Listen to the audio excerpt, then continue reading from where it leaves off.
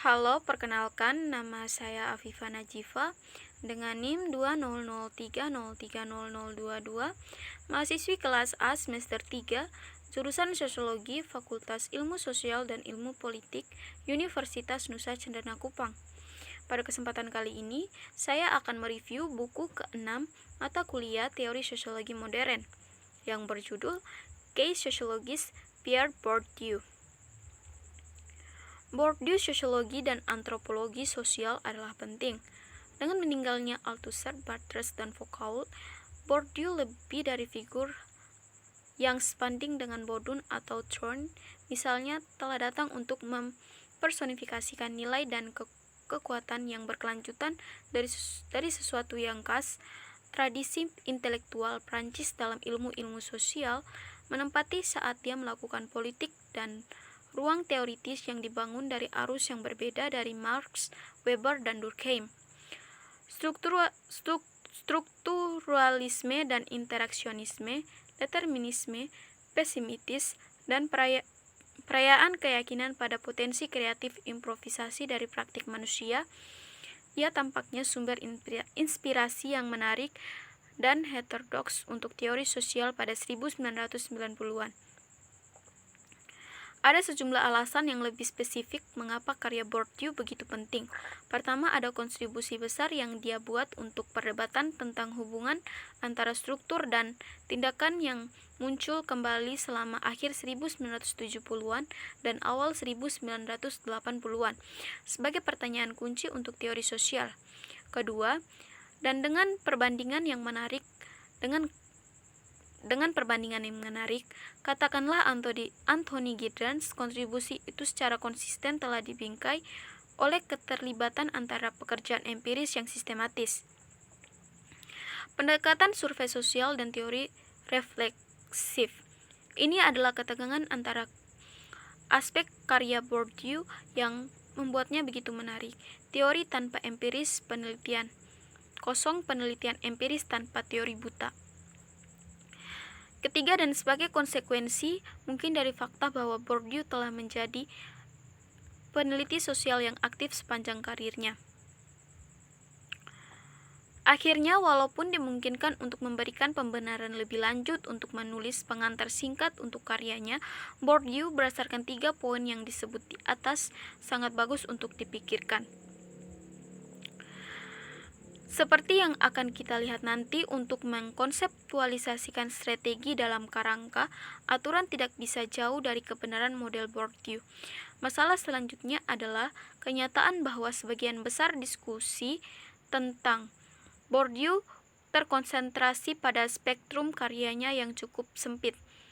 Sangat sedikit kritis yang mencangkup keseluruhan mulai dari etnografi Aljazair hingga sosiolog pendidikan hingga metodologi atau bahkan sepotong substansi. Visi Bourdieu adalah lebih luas dan lebih substansial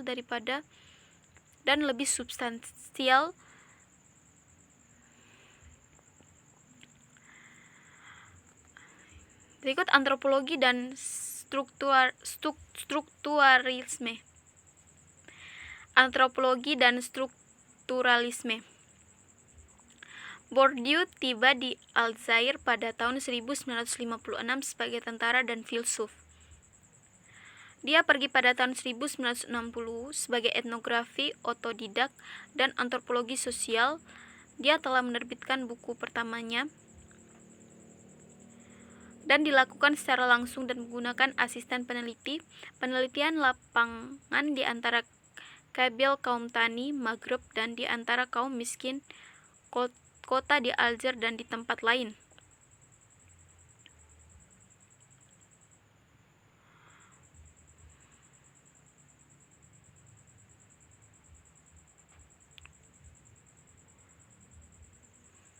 Aljazair sendiri bagaimanapun tidak relevan sebagai pengalaman awal etnografi kerja lapangan itu. Memberikan perhatian khusus pada apa yang digambarkan sebagai teori beralih dari aturan ke strategi. Waktu dan kepuasan dunia. Salah satu tema sentral yang menyatukan karya Bourdieu adalah upaya memahami hubungan antara subjektivitas makhluk sosial individu seperti yang dialami dan hidup dari dalam keluar pribadi sehingga untuk berbicara dan dunia sosial objektif di dalam yang dibingkainya dan menuju produksi dan reproduksi yang disumbangkannya. Proyek teoritis ini adalah aspek kunci dari upaya Bourdieu untuk mengembangkan sosiologi yang dapat melampaui dikotomi subjektivis atau objektivis, seperti yang dibahas dalam bab 1. Mungkin konteks empiris paling awal, beberapa ide sentral untuk posisi yang bisa dilihat dalam karya Bourdieu adalah kaum tani dan urban Aljazair. Bourdieu membahas sikap petani Aljazair terhadap waktu. Titik awalnya adalah bahwa gagasan tentang masa depan sebagai bidang luas dari kemungkinan yang tak terhitung banyaknya yang dapat dijelajahi dan dikuasai oleh manusia. Salah satu yang asing bagi budaya asli Aljazair untuk mengatakan bagaimanapun bukanlah untuk menyarankan bahwa Valhen hidup di masa sekarang yang tidak lebih dari kedekatan bercerai dari masa depan yang lebih jauh dari hari esok yang mudah dibayangkan. Dunia pengalaman berulang yang tidak mampu untuk tidak terjadi. Siklus hidup merupakan salah satu reproduksi sosial dalam jangka menengah yang berkelanjutan.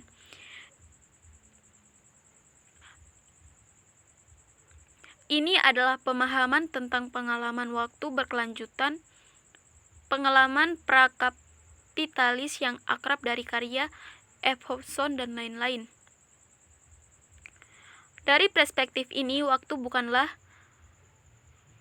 keduanya terbuang atau satu reproduksi sosial dalam atau disimpan dasar perhitungan rasional Weberian tidak ada dalam apa yang ada, tetap saja pada intinya dunia yang terpesona karena masa depan tersirat di masa lalu, waktu dalam arti tertentu yang hilang atau waktunya yang terisi penuh. Bukan hanya uang ekonomi, namun perpindahan dari desa ke kota juga melibatkan pertukaran keamanan relatif dari cara hidup petani di mana ada ceruk dalam jenis apapun untuk semua orang. Untuk arbitrase kerja yang tidak bersifat pribadi, pekerjaan menjadi pekerjaan yang merupakan sumber daya yang langka untuk pertama kalinya mungkin menjadi sangat untuk tidak melakukan apa-apa. Tidak hanya menghabiskan waktu secara sadar, menganggur menjadi waktu yang terbuang. Tetapi itu secara mencegah perhitungan nasional, lambang dunia kapitalis di mana para migran sekarang ada tentang masa depan. Mereka yang berada dalam kondisi subproletariat tidak dapat memahaminya karena untuk melakukan akan mengandaikan kemampuan mereka untuk merencanakan pelarian, karena tidak mungkin untuk tidak menganggapnya apa adanya. Mimpi melarikan diri hanya berarti mengalami beban kebutuhan dengan lebih kejam.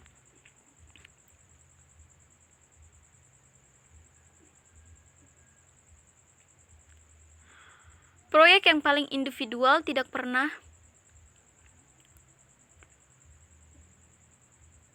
apapun selain aspek harapan subjektif yang melekat pada kelas agen, pengalaman mereka yang tentang waktu, konsepsi mereka tentang masa depan adalah bagian tak terpisahkan dari total hubungan dengan dunia alami dan khususnya bumi produktif di mana kaum tani tunduk dan merupakan bagian dari keanehan dan kekuatan. Ketundukan pada alam tidak dapat dipisahkan dari ketundukan pada perjalanan waktu. Waktu membentang diberi ritme oleh putaran kerja dan hari libur, dan dengan suksesi malam dan hari waktu yang ditandai bukan seperti yang sering ditunjukkan. Kemungkinan tidak dipahami sebagai muncul dari kemungkinan tak terbatas yang sama-sama bisa terjadi atau tidak, tetapi sebagai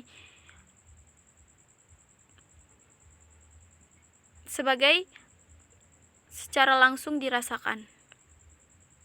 Oleh karena itu, pengalaman waktu berakar dan terikat dengan dunia pertanian dan dunia siklus alami. Hierarki sosial, status, dan kelas, sehingga pemandangan yang dapat dicapai secara realistis semakin dalam dan melebar. Jika hanya dalam derajat kecil, pilihan dan proyek disusun di dalam dan dikondisikan oleh kebebasan bertindak yang ditingkatkan menjadi selamanya dan agak mungkin secara paradoks dibandingkan dalam pilihan konservatif untuk bisa dilakukan. Eksperimen dalam epistemologi. Pergeseran teoritis Bourdieu dari pendekatan berdasarkan model analitis yang dibangun dari aturan budaya yang seharusnya mengatur perilaku hingga penekanan pada generasi dan pengajaran oleh aktor strategi adalah bagian dari intelektual dan politiknya menjauhi strukturalisme. Itu juga merupakan tanggapan atas pengalamannya melakukan penelitian etnografi pertama di Aljazair dan kemudian di Prancis. Namun sifat etnografis dari pengalaman penelitiannya, kerja lapangan sebagai kehidupan yang transformatif, peristiwa penting dalam hal lain, keterlibatannya sebagai penelitian sosial dengan dunia sosial yang di setiap kasus dalam beberapa arti yang sah anggota dari refleksi pemikiran mengarah pada kritik epistemologisnya terhadap sosiologi dan antropologi. Epistemologi adalah wacana tentang sifat dan status pengalaman.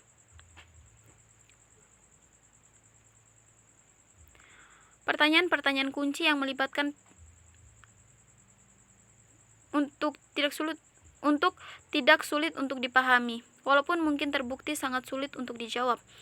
Seperti bagaimana caranya? Bagaimana mungkin mengatakan bahwa saya tahu ada apa status atau otoritas saya, pengetahuan tentang apa, dan seterusnya. Pertanyaan-pertanyaan ini praktis, berkaitan dengan metode, dan filosofi atau teoritis. Mereka membentuk dasar metodologi, wacana tentang metode.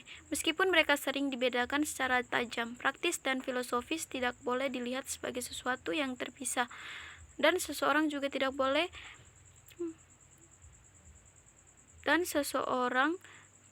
tidak boleh diprioritaskan di atas lainnya. Perspektif yang adil semacam ini menghasilkan serangkaian pertanyaan lain. Apa yang harus saya lakukan untuk mengetahui hal tersebut? Bagaimana saya harus melakukannya? Apa implikasinya bagi saya? Pengetahuan tentang mengadopsi atau prosedur penelitian daripada yang lain.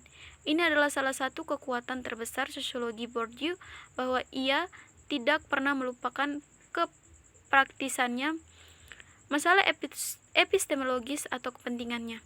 Dalam konteks inilah, orang harus memahami studi Bourdieu tentang distrik PM, di mana dia dibesarkan dan dia kemudian kembali sebagai etnografer, berjuang untuk pengakuan profesional dan kemajuan, dan melakukan semacam berlarut-larut peserta penelitian pengamat. Pertemuan dengan halaman menginspirasinya untuk merenungkannya proses penelitian dan status relatif pengetahuan orang dalam dan orang luar pengetahuan dalam akun sosiologis dan berteori. Terima kasih.